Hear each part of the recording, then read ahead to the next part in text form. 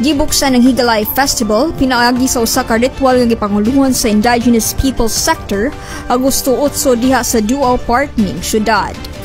Atol sa maong ritual, gihalad ang siyam ka manok, dala ang pagpananghid nga maluwas sa bisan unsang daotang panghitabo ang syudad sa tibuok Higalay Festival. Nangulo sa ritual, si Eduardo Dato Tumanudan Hagwanaw, kinsay mawibaylan sa nahilaran ancestral domain, o City Indigenous Mandatory Representative, City Councilor Roberto Dato Makilala Kabaring.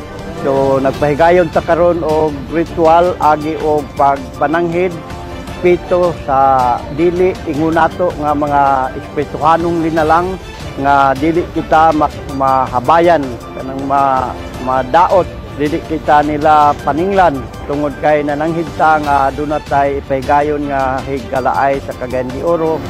Ang maong ritual ipahigayon nato sa pagpananghid sa kiniyahan tungod kay adunay usa ka bulan nga kalihukan sa hinigalaay sa pista sa Cagayan de Oro. Nananghid ta sa pumupuyo din nga dapita nga dili ta makasamok sa ila. Unang opening to siya sa opening to siya sa alang sa kapistahan nato sa siyudad.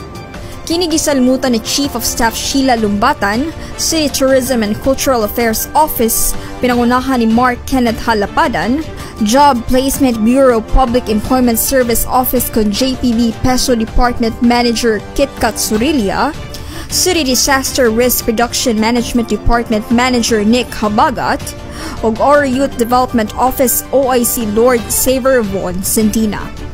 Nasayra ang gipahigayong ritual, indikasyon sa hugot na suporta sa IT sector sa Higalay Festival. Kini usab nunot sa pagsaulog sa International Day of World Indigenous Peoples o National Indigenous Peoples Day nga gasauluan matag Agosto 9.